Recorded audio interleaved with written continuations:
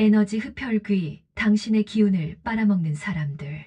첫 번째로 반드시 피해야 할 사람은 바로 에너지 흡혈귀입니다.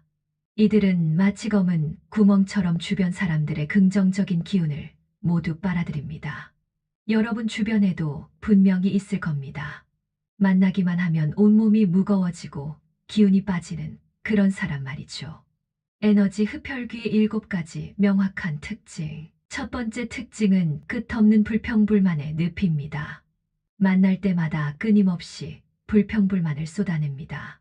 내 인생은 왜 이렇게 힘든지, 세상이 나한테만 불공평해, 모든 게 다 잘못됐어 라는 말을 입에 달고 삽니다. 처음에는 동정심에서 들어주게 되지만 시간이 지날수록 여러분도 모르게 우울감에 빠지게 됩니다.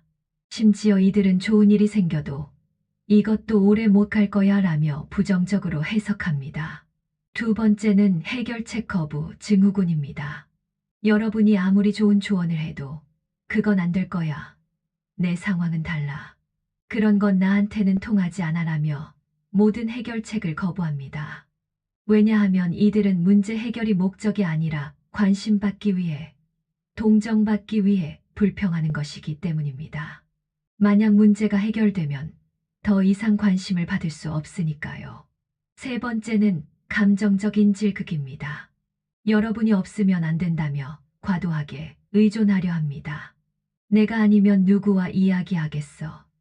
너만이 날 이해해 줘라며 죄책감을 유발시키죠. 심지어 여러분이 다른 사람과 만나거나 좋은 일이 생기면 질투하며 방해하려고 합니다. 네 번째는 드라마 퀸킹 성향입니다. 모든 일을 과장해서 말하고 항상 자신이 피해자라고 주장합니다. 작은 일도 세상이 무너질 것처럼 과장하며 주변 사람들의 관심과 에너지를 자신에게 집중시키려 합니다.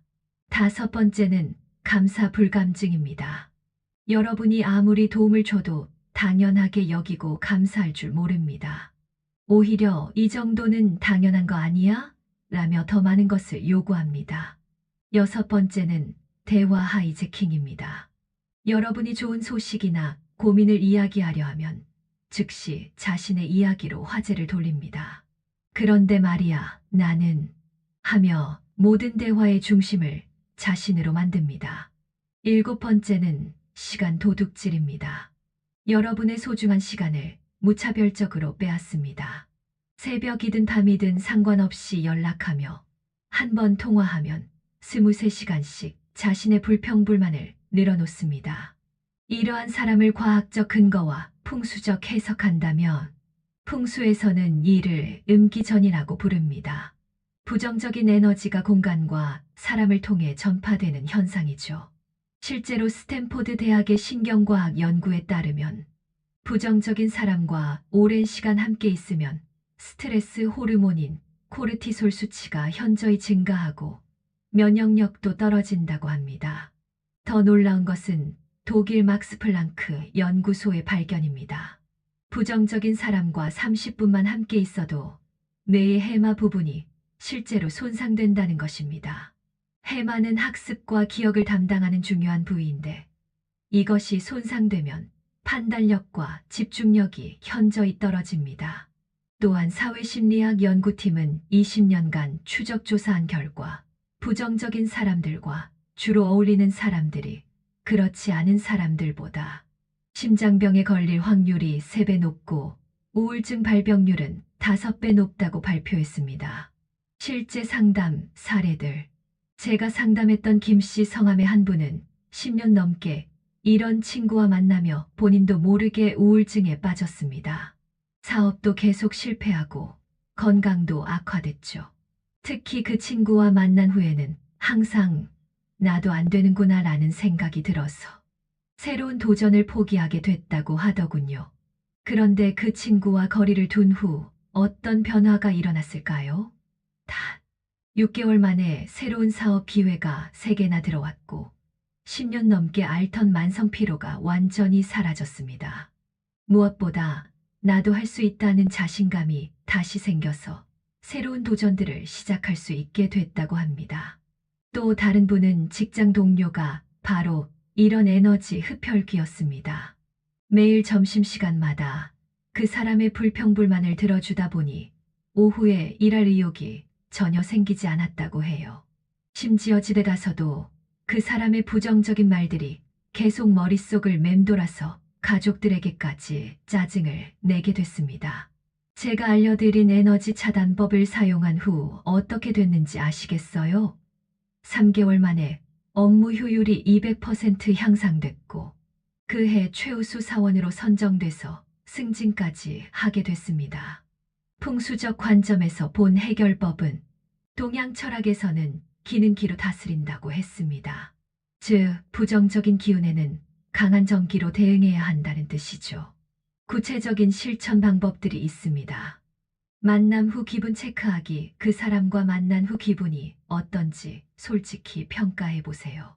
점수로 매겨보면 더 객관적입니다.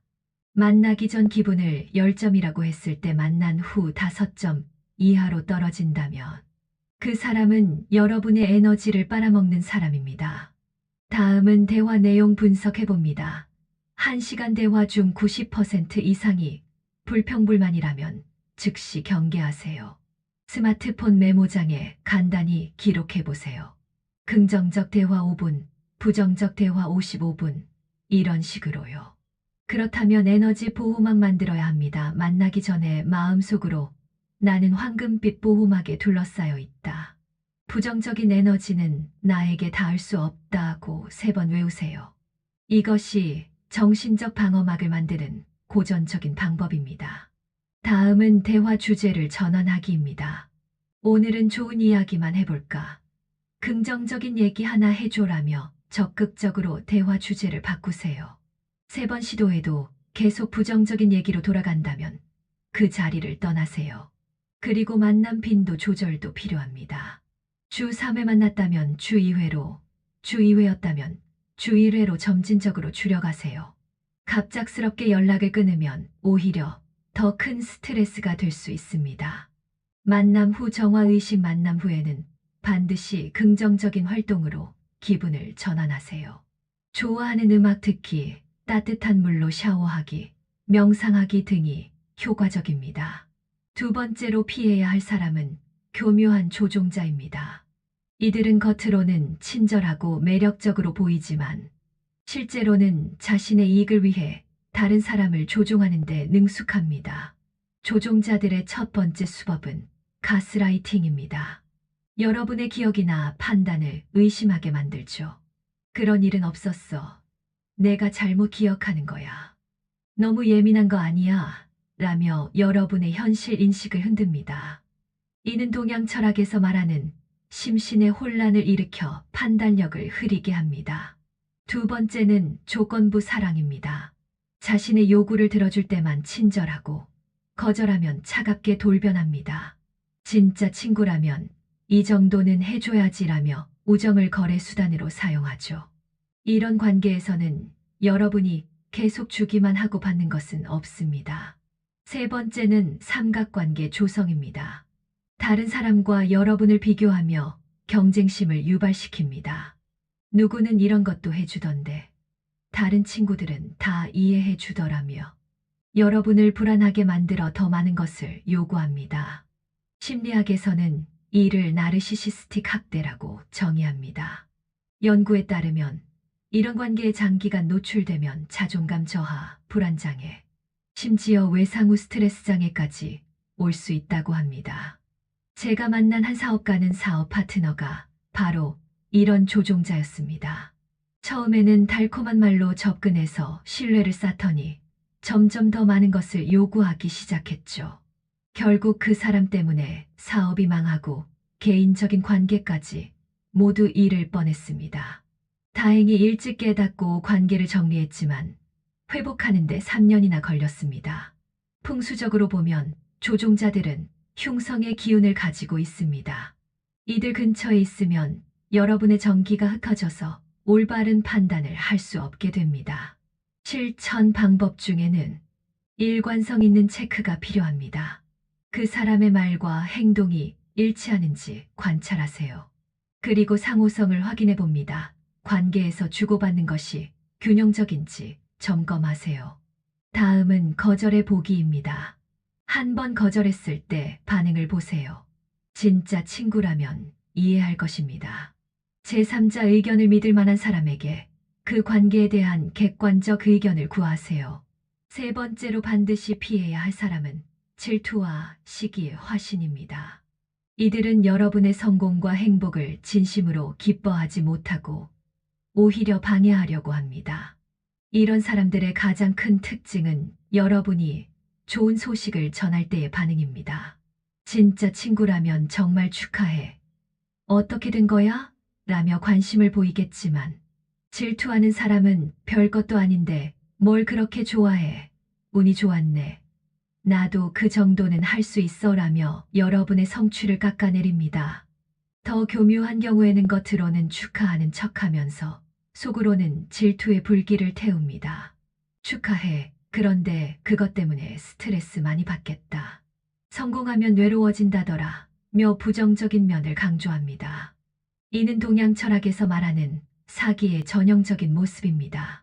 하버드 대학의 사회심리학 연구에 따르면 질투하는 사람들은 타인의 성공 소식을 들을 때 실제로 뇌의 고통 중추가 활성화된다고 합니다. 즉, 여러분의 성공이 그들에게는 문자 그대로 고통인 것이죠. 이런 사람과 가까이 있으면 여러분도 모르게 자신의 성공을 숨기게 되고 결국 성장이 멈춥니다. 질투하는 사람들의 두 번째 특징은 게임 바꾸기입니다. 여러분이 어떤 분야에서 성공하면 갑자기 그 분야는 중요하지 않다며 기준을 바꿉니다. 예를 들어 여러분이 사업에서 성공하면 돈이 전부는 아니야 라고 하고 건강해지면 외모보다 내면이 중요해 라고 합니다. 세 번째는 발목 잡기입니다. 중요한 순간에 의도적으로 방해하거나 부정적인 정보를 퍼뜨리며 여러분의 발목을 잡으려 합니다. 그 사람 원래 그런 사람이야. 조심해. 나는 좋게 보지 않아 라며 여러분의 인간관계까지 해치려 합니다. 제가 상담했던 한 분은 10년 지기 친구가 바로 이런 사람이었습니다. 사업이 잘 될 때마다 그 친구가 나타나서 사업은 위험해. 안정적인 직장이 최고야 라며 불안감을 조성했죠. 심지어 중요한 투자자 미팅 전날에 실패할 것 같아서 걱정된다며 자신감을 떨어뜨리기도 했습니다. 그 친구와 거리를 둔 후에야 사업이 본 궤도에 오를 수 있었다고 하더군요. 풍수에서는 이런 사람들을 패기살발치사이라고 부릅니다. 성공의 기운을 꺾는 흉한 기운을 가진 사람들이죠. 실천 방법은 반응 테스트를 해봅니다. 좋은 소식을 전했을 때 진정으로 기뻐하는지 관찰하세요. 성공 일기를 쓰보기입니다. 누구와 함께 있을 때 의욕이 생기고 없어지는지 기록하세요. 정보 차단이 필요합니다. 중요한 계획이나 목표는 질투하는 사람에게 미리 말하지 마세요. 응원자 그룹을 자주 만난다. 진정으로 응원해주는 사람들과 더 많은 시간을 보내세요. 마지막으로 독성 있는 사람들로부터 자신을 보호하고 진정한 관계를 만드는 실천적인 방법들을 알려드리겠습니다. 첫 번째는 경계선 설정입니다. 많은 분들이 착한 사람이 되려다가 경계선을 제대로 설정하지 못합니다. 하지만 건강한 관계에는 반드시 경계선이 필요합니다. 미안하지만 그런 이야기는 듣기 힘들어. 오늘은 긍정적인 대화만 하고 싶어 라고 명확히 표현하세요. 처음에는 어색하겠지만 이것이 여러분을 지키는 방법입니다. 두 번째는 점진적 거리두기입니다. 갑자기 관계를 끊으면 오히려 더 큰 갈등이 생길 수 있습니다. 대신 만남의 빈도를 줄이고 개인적인 이야기를 덜하며 그룹 모임에서만 만나는 식으로 점진적으로 거리를 두세요. 풍수에서 말하는 서서히 기운을 차단하는 방법입니다. 세 번째는 에너지 보호 의식입니다. 독성 있는 사람과 만나야 할 때는 미리 마음의 방어막을 치세요. 나는 그 사람의 부정적인 에너지에 영향받지 않는다고 스스로에게 말하고 만남 후에는 반드시 긍정적인 활동으로 기분을 전환하세요. 목욕을 하거나 좋은 음악을 듣거나 명상을 하는 것도 좋습니다. 네 번째는 진짜 관계 구별법입니다. 진정한 친구는 여러분의 성공을 진심으로 축하하고 힘들 때 실질적인 도움을 주며 여러분 앞에서와 뒤에서 하는 말이 같습니다. 또한 서로의 다름을 인정하고 존중합니다. 이런 사람들과 더 많은 시간을 보내세요. 다섯 번째는 자기 자신과의 관계입니다. 독성 있는 사람들에게 끌리는 이유 중 하나는 자존감이 낮기 때문입니다. 자신을 사랑하고 존중하는 사람은 자연스럽게 좋은 사람들을 끌어당깁니다. 매일 감사 일기를 쓰고 자신의 성취를 인정하며 건강한 취미를 가지세요. 스탠포드 대학의 연구에 따르면 긍정적인 사람들과 함께 있으면 창의성이 3배 증가하고 생산성이 31% 향상된다고 합니다. 또한 면역력도 강해져서 질병에 걸릴 확률이 현저히 줄어듭니다. 제가 20년간 풍수 상담을 하면서 확신하게 된 것은 인간관계가 곧 운명이라는 것입니다. 좋은 사람들과 함께하면 좋은 기운이 모이고 나쁜 사람들과 함께하면 나쁜 기운이 모입니다. 이는 미신이 아니라 과학적으로도 증명된 사실입니다. 여러분의 인생은 소중합니다. 그 소중한 인생을 독성 있는 사람들에게 낭비하지 마세요. 용기 내어 경계선을 설정하고 진정으로 여러분을 아끼는 사람들과 함께 하세요. 그럴 때 비로소 진정한 행복과 성공, 건강한 부를 얻을 수 있습니다. 오늘부터 실천해 보세요. 여러분의 변화된 모습을 댓글로 들려주시면 더욱 기쁠 것 같습니다. 구독과 좋아요는 더 많은 분들에게 도움이 되는 영상을 만드는데 큰 힘이 됩니다. 감사합니다.